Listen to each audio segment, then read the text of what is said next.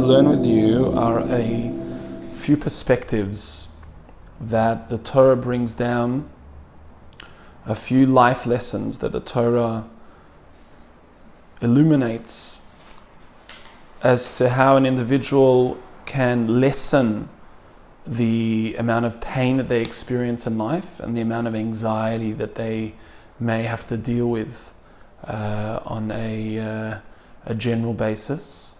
Vayichi Yaakov be'eretz Mitzrayim sheva esrei shana.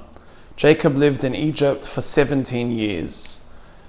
The Zohar tells us that the number 17 is the same numerical value as the word toiv, which means good.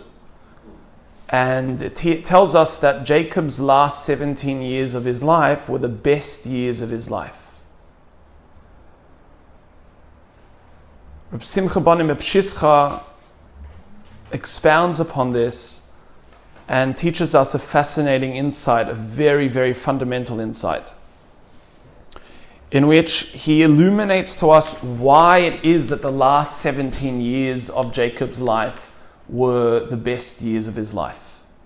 So if you read the verse, it says that Jacob lived in the land of Egypt, be'eretz Mitzrayim. And what Reb Simcha Bar Mepshischa says is the word Mitzrayim comes from the word Meitzarim. Meitzarim are things that create tsar, things that create pain, suffering, anxieties. And the word Meitzar is almost something that prevents you.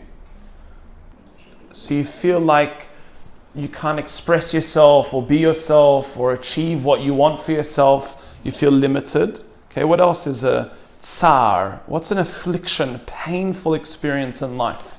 Essentially, all pain comes from meitzarim, from being blocked. So another interpretation, and this is very in line with what Reb Simcha Bar Mepshischa says.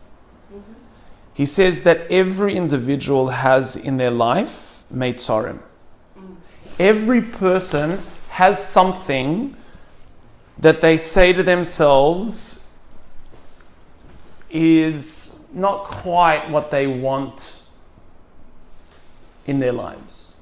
They would like to fix up certain things with their jobs, like to fix up certain things with their income, certain things with their relationships, with themselves, maybe their location, whatever it is. There are things that we say to ourselves in our lives, we feel blocked.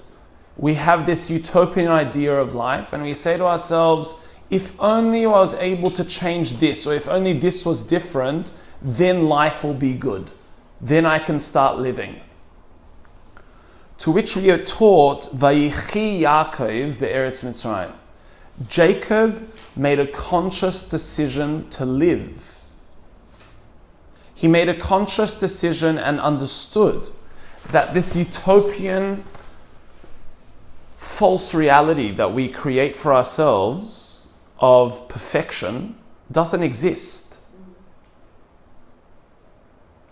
As soon as you reach wherever you thought you're going to reach, you want something new, you want something else. We're always searching for something to be broken. And it's very much the part of ourselves that is preventing us from living. There's a part inside of us that doesn't want us to actually be alive, doesn't want us to experience life. So what it does, the ego doesn't want us to be alive. It wants us to constantly be stuck in thought and with what is wrong. And what Jacob realized is, whoa, all of this worrying, all of this focusing on the negative, all of this picking out what's wrong isn't shifting or changing anything. It's not like my life is now becoming shinier or more perfected. It's just I'm finding bad things every single second. So what shifted in him is a realization that yes, there are things that are broken in life, and that's a normal reality. There are things that aren't perfect. Life can't be perfect when a person is looking from the perspective of the ego. Vayichi Yaakov be'eretz Mitzrayim means that Jacob said, whatever it is, I'm going to maximize and live life to the fullest. Essentially, I'm going to bring myself so present, so into my life, experience my life in every facet of the experience of now, which can't exist when we're thinking about what is wrong in the future or in the past. That decision of living despite being in the land of Egypt, which means, yes, there are things that are wrong. Doesn't mean that I shouldn't live 100% now. I had a meeting the other day with an individual who recently found out that they were struck with a brain tumor, and very sadly they don't have a long time left. And one of the things we spoke about, and this was an amazing individual, but it takes a person to learn that they're dying to actually start living. And that's what this individual said to me, that they actually decided to start living. There's nothing to worry about. Tomorrow doesn't exist for them. It's just now. What am I going to do to engage with life fully now? And they made a decision, Vayichi, I choose to live. But it's a scary reality that there are so many people that are living without brain tumors, but it's as if they've got something stuck in their head that they're not alive. Everything's wrong. This is not right. This is not right. This needs to be changed. And finally, when this changes, maybe I'll be able to live. Maybe sometime in the future. But now, it's not right. The lack of vitality from living within this false utopian, if only, is very detrimental to a person's health. So I want to share with you a story, and then we'll move on to a second level. I'm sure you know of Yitzhak Perlman, a famous violinist, Jewish violinist, and he had a disability. He wasn't able to walk without braces on his legs. And he was playing a symphony in New York. And he got onto stage, took him, 5-10 minutes to get onto stage itself, sat down, and as he was about to play his violin, 2 of his strings broke. And now he was deliberating if he should get off the stage, get another violin, but that's going to take time for him to now put those leg braces on, then walk off the stage, get another violin, come back on, etc., etc.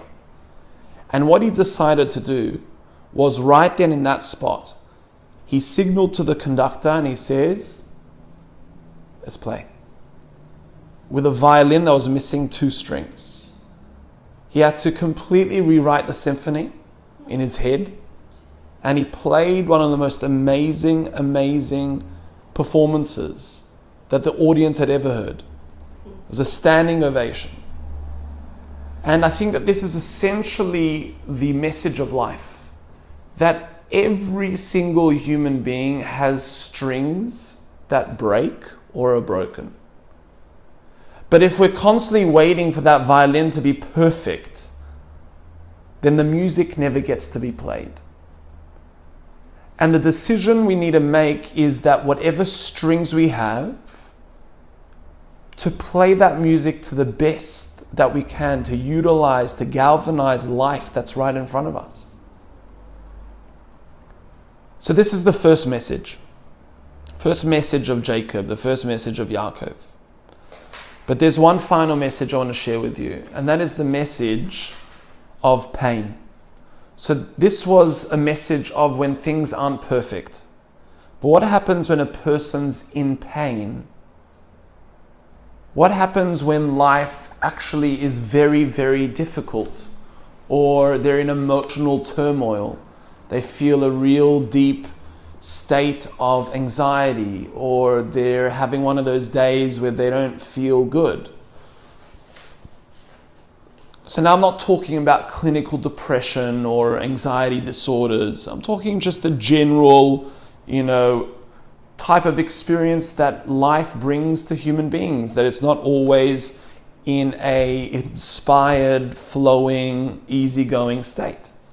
What do you do? What is the way of engaging with those experiences that makes them more manageable, that makes them more spiritual, that makes a person feel like they haven't been abandoned, that makes a person feel that I'm still connected, even though I'm feeling anxious, or I feel angry, or I feel sad? Parshas Vayechi is a parsha stuma, which means that generally the parshas are split off with paragraphs or breakages, where there's a gap. And the unique aspect of our parsha is it's sosum, it's closed. So Rashi asks, why is the parsha closed? Why is there no gap? And he answers that because Yaakov dies in this parsha, the eyes and the hearts of the Jewish people were confounded to such an extent from their pain and suffering that they became closed. They couldn't deal with it anymore. They switched off due to their pain. That's not a good place to be in. Switching off means that you don't feel alive anymore. You don't feel a vitality anymore. You don't feel illuminated with the vision of life. And what's brought down by the Nesivos Shalom, the Solana Mereba,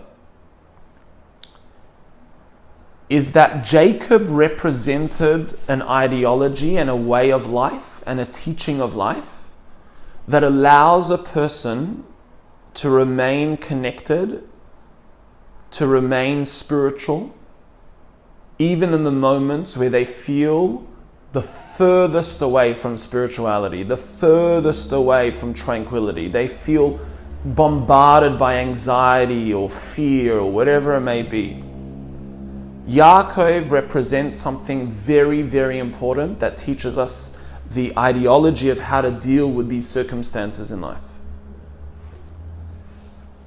So the Nesivos Shalom says, he quotes one of the unique things that Jacob established. So we know there are 3 times of prayer in the day. The morning prayer, shacharit, the afternoon prayer, mincha, and the evening prayer, aravit. And Abraham was the one that established the morning prayer. Now the morning prayer represents a time where everything is illuminated, everything is clear, everything is understandable. And it's very easy to pray at that time. It's very easy to pray where you feel inspired, where you feel like everything's flowing, where you feel tranquil and you understand what's happening in your life.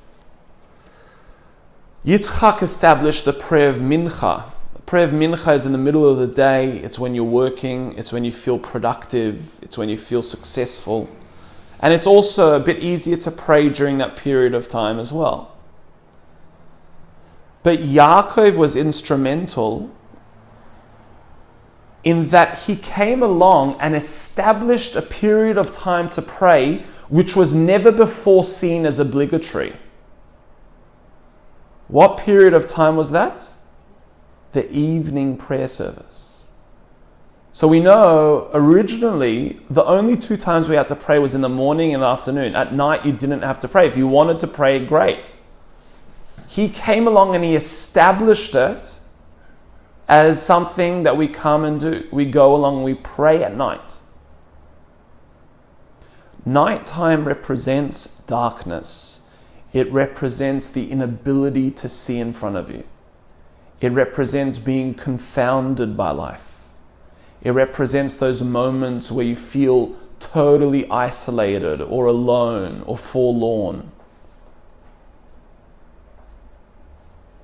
And what Jacob came along and established was this period of time, which a person will think and say to themselves is not a holy period of time. Jacob came along and he said, this period of time is holy. It is sanctified. It is a time of connectivity. It is a time of prayer.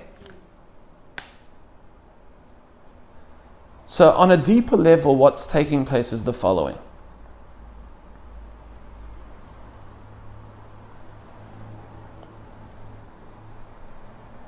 The essential pain, and you have to listen carefully to what I'm about to say.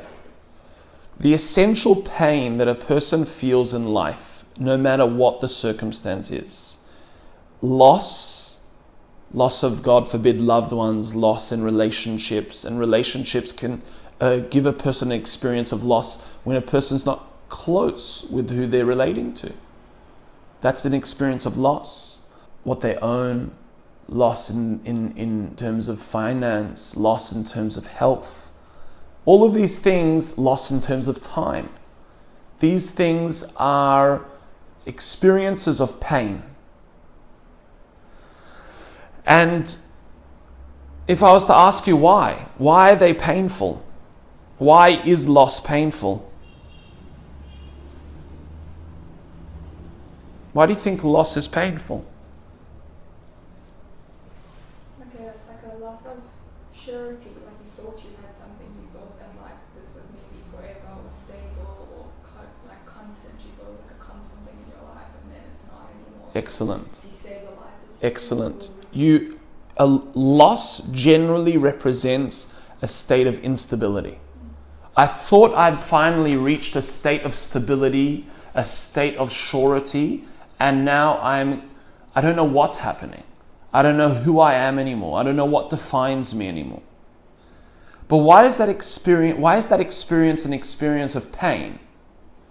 So according to Kabbalah, the deepest desire of a person is to be unified with what we refer to as the expansiveness of the universe, the expansiveness of God, the divinity of this world, the unification of our essence, which is part and parcel of the divine, the Ein Sof, the endlessness.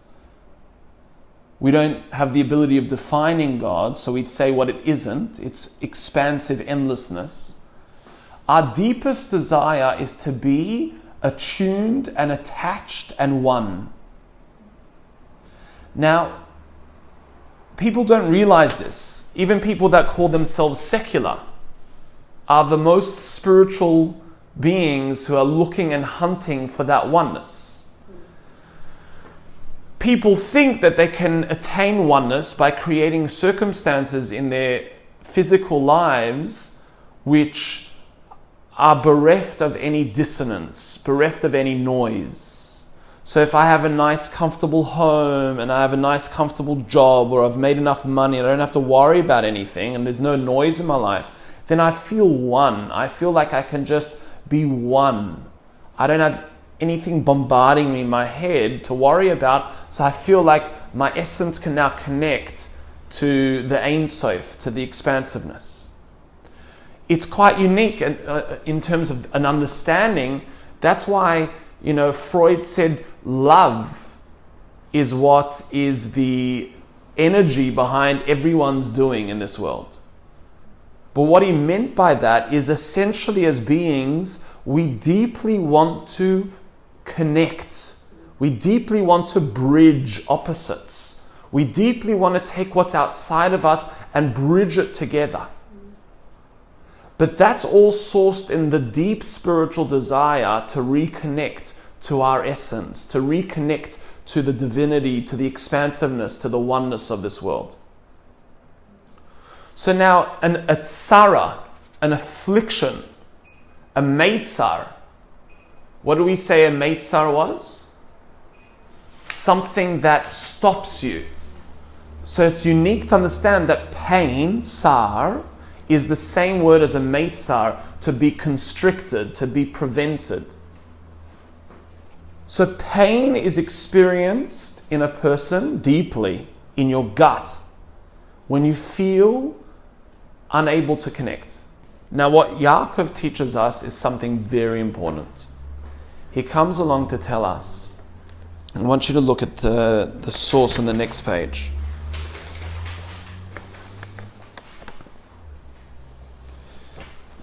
The final source in Tehillim, a psalm written by King David, who is an individual who went through a huge amount of suffering in his life. So he says the following: Gam ki elech begeit salmaves. Even though I walk through the valley of death, loy irara ki ata imadi. I fear no evil because you are with me. What does that mean? Julia? Why are you not afraid? Now, again, what is the Gate Salmaves? The valley of death. The valley of death is not only a place, you don't want to visit this place. Hey, it's not a nice place to go for a holiday. The valley of death is not only a geographical place, it's an emotional place. So we as human beings are very anxious about coming into these emotional places called valleys of death, places of darkness. But what King David is teaching us is loy irara. Don't be afraid. Why? Ki ata imadi, because you are with me. What does that mean? Connected. You're always with me. Hashem is always with me. So there's no separation. I suppose a deep faith. Excellent. So the general understanding of this is don't be afraid. Hashem's protecting you, even in this dark stage. But I don't know about you, but that's not a sufficient answer for an individual who's going through pain. To understand and say, Hashem's still protecting you, Hashem's still looking after you, but I'm in pain. How does it help me to know that Hashem's walking by me? I'm in pain. Watching me. It's like sadistic, Hashem's with me and I'm suffering. Shkoyach, that makes me feel really good. So, the way that we've defined pain is the inability to connect to that oneness. And when we have circumstances in our lives, be it from the minute, irrelevant, what we refer to as relevant and significantly worrying email that might come into our mailbox and we have to chase constantly because we're anxious about it changing our lives, or be it being stuck in a traffic jam, these minute forms of pain, to significant experiences of pain and loss and worry and doubt. Again, we have to be careful that we're not talking about clinical depression and clinical anxiety disorders, but the day-to-day type of experiences that humanity brings for everyone, life brings for everyone. How do we experience, how do we engage with that doubt, that pain that we feel, that anxiety? So most people try and jump out of it. They try and escape it. They can't deal with it. They don't want to be there. They want it to end as quick as they can. So immediately a person goes into flight or fight mode. So they try and escape. There are many methods that our world has constructed to escape those feelings of pain. Many aspects of noise that we can bring into our minds to try and distract us. But the issue with that is it's still there. It's still there. And the fight mode is also a very dangerous place because that's what brings a person to act irrationally, to act with anger, to act hastily. What Yaakov is teaching us is a fundamental lesson. He's telling us that pain that you feel of being detached, or thinking that you're detached, thinking that you're forlorn, thinking that you are alone and that you're not spiritual and that you're not one with this world, it's all a fallacy. The interpretation of that experience is erroneous. What Yaakov is teaching us is you can be sitting behind the wheel in a traffic jam aiming to go somewhere. You could be rushing to go learn in a shiur. You could be rushing to be home with your family. You could be rushing to work and it's just not going the way that you want. So in your mind, you envisage where you need to be in the future as your place of connection to that oneness. Once I get home and I'm with my family, I'm doing the thing that I need to do, I need to go and learn, or I need to go and be successful at work, now I can be one and unified. But what Yaakov is teaching us is even in the traffic jam where you're sitting there and it doesn't seem to be going the right way, and you're in doubt about something, or you're worried or uncertain or anxious about something, and there is pain that you're experiencing from that, what Yaakov is telling us is sanctify that moment as well. Establish the evening prayer service at night. The time that you think isn't spiritual, come along and understand that it's all up to your interpretation of that circumstance. You're the one telling yourself you're not connected. You're the one that's telling yourself that you're only connected when you do this. But when you bring yourself into the moment, into fully being present into whatever life brings you, what are you doing essentially? You are sanctifying that which is grey. You are bringing godliness and light into darkness, which is the highest spiritual experience that a person can engage with in this world. Someone recently asked me, said to me, do you have these elative spiritual highs? You know, I don't know if they were talking about taking ecstasy or getting high on some type of drug. But I said to them, yes, I do. I do have experiences like that. But I said to them, you want to know some of the most spiritual experiences I've had?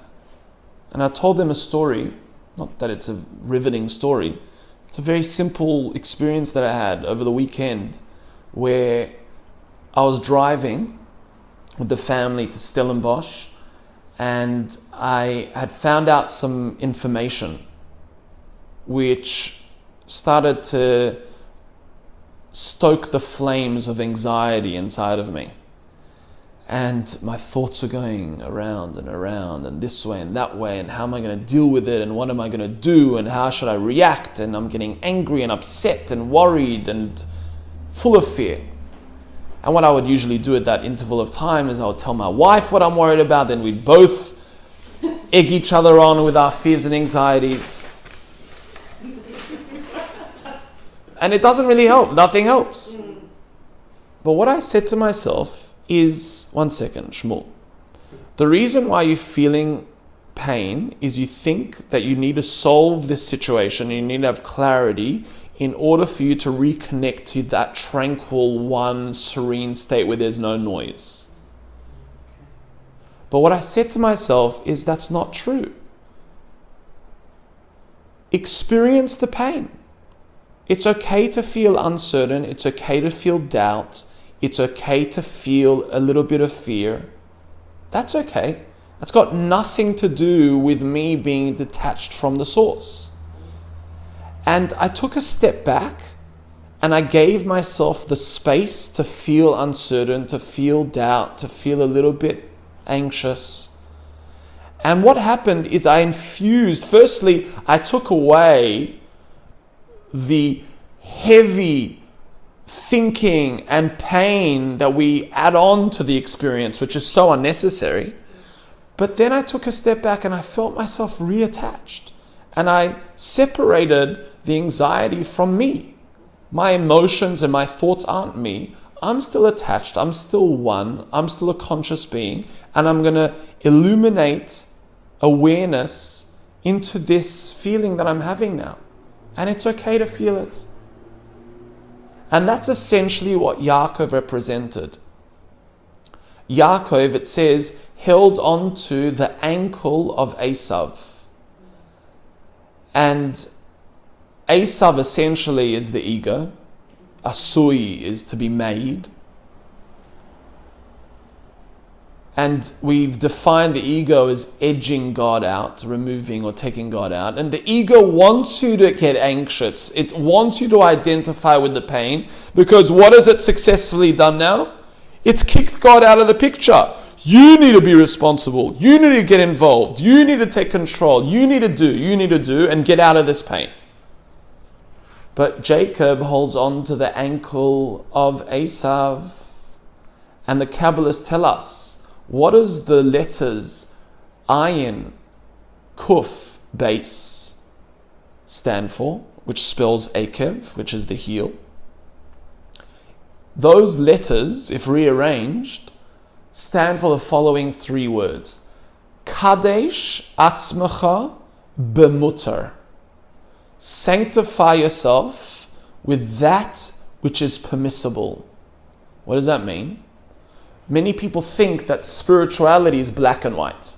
This is wrong, and I have to separate myself from this. This is something I don't do. And this is right. This is something I need to do. This is called white mode. This is where everything's light and illuminated. This is called spirituality. When I avoid the black, I don't do any bad actions. And when I am just living in the white, where everything's clear and illuminated and serenely tranquil.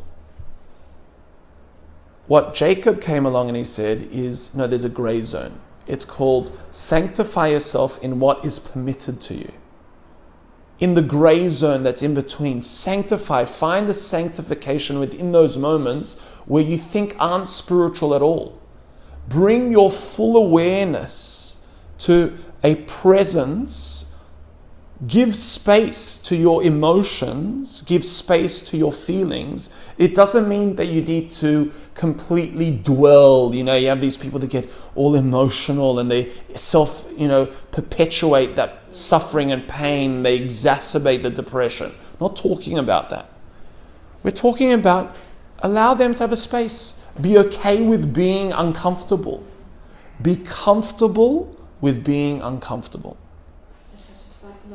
That is so embedded in psychology, and I go to a shrink and there's this whole thing about black and white and grey and frustration tolerance and being able to live in uncertainty without freaking out or yes. having to control it, so it goes back to black and white. I mean, it's amazing. Yes. And this is the essence that we're tying back in psychology, is that it's spiritual, that we deeply want to be tranquil and one. So we're anxious when things aren't clear, that they're grey, that they're not black and white. What Jacob is saying is it's all white. Even the black is white. Even the grey is white. Everything is sanctified. Hold on to the ankle of the ego. Don't let it go. Bring it back into your life. Hold on to the experience. And this is the essential meaning of I'm not afraid when I walk through the valley of death, ki ata imadi, because you're still with me. It doesn't mean, oh, I'm feeling disconnected and I feel horrible, but Hashem, you're right next to me and you're watching me suffer. It's saying, even though I feel suffering, I'm still as attached as I was before. Nothing's changed. It's just that I'm suffering. But it doesn't need to be defined as pain. Because again, what we're defining as painful is when I'm disconnected from that unity. I can still be unified in experiences of uncertainty, in experiences of grey. That's what Jacob is teaching us. And to conclude, this is the yesod of what it says in the Gemara, that the inheritance of Jacob is a nachlas Yaakov. The inheritance of Jacob is a nachla bli meitzarim, an inheritance without any boundary. What's a nachla bli meitzarim essentially mean? It's a living without any state of feeling restricted, any state of suffering. Because every circumstance is now an opportunity to uplift that pain and say, I'm still connected even in that pain, and I don't have to escape it. I don't have to do everything rash and get out of it quickly. I can just be present. Bli meitzarim. Now this is a time called Shabbos as well. Jacob is referred to as a nachlas Yaakov, is Shabbos. Shabbos, which we would think is the epitome of feeling bound and feeling restricted because of all the laws of what you can't do. But essentially what Shabbos is teaching us is be totally present where you are. Don't think about what's happening after Shabbos and what's happening in the week. Be totally present and sanctify the grey. Shabbos is all about sanctifying the grey. You sanctify what you eat. I mean, how's that sanctified? Because you're present there. And you can understand that you don't have to have these hectically elative spiritual experiences to be called spiritual. In fact, it's when you are living grey and you're able to say, I'm still connected. I don't need to escape this grey in order to feel spiritually. I don't have to reach this silent state of tranquility that there's no disruption around me in order to feel spiritual. The essential spirituality is found in the Yaakov. And that's what we know. The Jewish people are called after Yaakov, Yisrael. That's where all of the generations stem from him. Avraham had kids that went off the derech, that found idolatry. Yitzchak had kids that went and found idolatry. Yaakov's kids were all one. Because when a person has this ideology, they are able to, in a healthier way, deal with uncertainty, deal with things in life, and they don't go the way that they want it to go. So it should be with brocha, and hopefully we can inculcate deeper the understanding of what it means that when Jacob died, the eyes of the Jewish people were closed to their suffering. Because when we don't have the ideology of Jacob, then our eyes really start to shut. We say to ourselves, this isn't a moment to live with our eyes open. This is a moment of life which I just want to go to sleep and wake up after. Switch myself off from, so I don't have to experience it. When can I finally get to the weekend? Or when can I finally get to that moment when everything's quiet and I'm not bothered? That's a horrible way to live. That's really not maximizing life in the slightest. I mean, how many moments do you actually even have in those circumstances? Okay, so I hope we garnered some messages and lessons together, and Shem should bless us with lots of light and lots of Yaakov.